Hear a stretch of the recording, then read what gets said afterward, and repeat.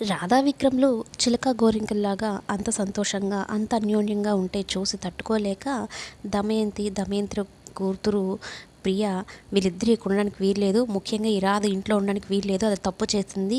దాని మీద ఒక నింద ఉంది కదా! ఆ నిందని ఇంకా తను నిరూపించుకోలేదు కదా! తప్పు చేయలేదు అని. అలాంటప్పుడు తన భర్తతో కలిసి ఉండడానికి వీల్లేదు అంటూ మాట్లాడుతుందనమాట.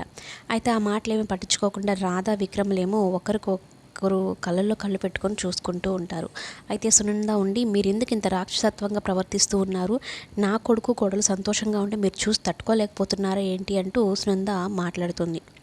అలా కాదు, నేను అది నా కూతుర్ని కొట్టిందని, అలాగే తన మీద ఒక నింద ఉందని నేను స్టోర్ రూమ్లో పెట్టాను.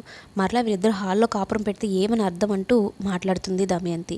వాళ్ళిద్దరు కొత్తగా పెళ్ళైన వాళ్ళు, వాళ్ళిద్దరూ ఒక దగ్గర ఉండకుండా ఇంకెక్కడుంటారు అంటూ సునందర గట్టిగానే వార్నింగ్ ఇస్తుంది. అయితే దీనికి నేను ఒప్పుకోను అంటే, నువ్వేంటి ఒప్పుకునేది? నా కోడలు తప్పు చేయలేదని మేము నమ్ముతున్నాము, నువ్వు నమ్మాల్సినంత అవసరం మాకు లేదు. అయినా నా కొడుకు నిరూపిస్తానని చెప్పాడు. అప్పుడు అలాంటప్పుడు ఎక్కడుంటే ఏముంది? నా కోడలు స్టోర్ రూమ్లో ఉంటేనే నిందపోతుందా ఏంటి? నా కోడలు సంతోషంగా ఉండడమే నాకు కావాలి. ఈ విషయంలో ఎవరు మాట్లాడినా కూడా ఊరుకోని అని అందరికీ వార్నింగ్ ఇస్తుంది సునంద. ఇక ప్రియ వాళ్ళిద్దరు అంత క్లోజ్గా ఉండడం చూసి తట్టుకోలేకపోతుంది. అసలు రాధా అని పేరు చెప్తేనే తట్టుకోలేని ఈ ప్రియ, అటువంటిది వాళ్ళిద్దరు అంత క్లోజ్గా అంత చనువుగా ఉండడం చూసి అసలు తట్టుకోలేకపోతుంది. అయితే దమయంతి ఉండి నేను మాత్రం ఒప్పుకోను. ఏంటి ఇంట్లో పెద్దవాళ్ళందరూ ఏమయ్యారు? మీ నోరులో ఏమైనా మోగబోయాయా ఏంటి? నేను చెప్పిన మాటకి మీరు కట్టుబడి ఉంటానన్నారు కదా, మరి ఇప్పుడు ఏంటి ఇలాగా? ఈమెం చెప్పింది? నేను నా మీద నింద పోగొట్టుకున్న తర్వాత ఇంట్లోకి వస్తాను చెప్పింది కదా, మరి చక్కగా తన భర్తతో ఇలా చిలకా గోరింకల్లా కాపురం చేసుకుంటున్నారేంటి హాల్లోని అని అంటూ ఉంటే, ఇక విక్రమ్ ఉండి నా భార్య ఎక్కడుంటే తన స్టోర్ రూమ్లో ఉంటే నేను కూడా స్టోర్ రూమ్లో ఉంటాను, తన హాల్లో ఉంటే నేను కూడా హాల్లోనే ఉంటాను అని చెప్పడంతో ఇక ప్రియ ఉండి వీళ్ళిద్దరూ కలిసి హాల్లోనే కాపురం పెడితే నేను చూసి అసలు తట్టుకోలేను మమ్మీ, వాళ్ళిద్దరిని ఎక్కడో దగ్గర ఉండనివ్వు. అంతేకాని వాళ్ళిద్దరు నా కళ్ళ ముందే హాల్లో అందరూ ఉన్నా లేకున్నా వాళ్ళిద్దరు అంత క్లోజ్గా ఉంటే మాత్రం చూసి తట్టుకునేంత శక్తి నాకు లేదు, నువ్వు వదిలేసి మమ్మీ అని అయితే చెప్తూ ఉంటుందన్నమాట.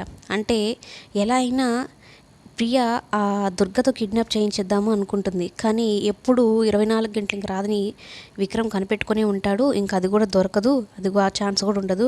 వీళ్ళని నార్మల్గా వదిలేస్తేనే రాధ ఏదో ఒక పని మీద బయటికి వెళ్తుంది, అప్పుడైనా కిడ్నాప్ జరుగుతుంది. ఇక ఇంట్లోనే ఉంటే ఖచ్చితంగా బావ అయితే రాధను వదిలిపెట్టడు, రాధ కాపలాగా ఉంటాడు అని ప్రియ ఇలాంటి ప్లాన్ వేస్తుంది.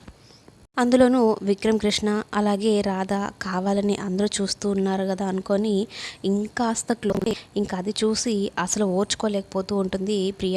మొత్తం మీద రాధ విషయంలో విక్రమ్ తీసుకున్న ఆ నిర్ణయానికి దమయంతి కూతురు మనసు మార్చుకున్నారు. అలాగే వాళ్ళ నిర్ణయాన్ని కూడా మార్చుకున్నారు. రాధా విక్రముల విషయంలో సునంద ఇన్వాల్వ్ అవ్వడం వల్లనే దమయ మూతపడింది. మొత్తానికి రాధా విక్రములు ఇక మీదట వాళ్ళ గదిలోనే ఉండబోతున్నారు. తన మీద నింద పడినా పడకపోయినా, నింద నిరూపణ కాకపోయినా అయినా ఇక రాధా విక్రములు అయితే కలిసే ఉంటారు. ఇక దుర్గకి ఏమాత్రం ఛాన్స్ ఇవ్వకుండా విక్రమ్ అయితే రాధని కనిపెట్టుకొని ఉండబోతున్నాడు ఇక కమింగ్ ఎపిసోడ్స్లో.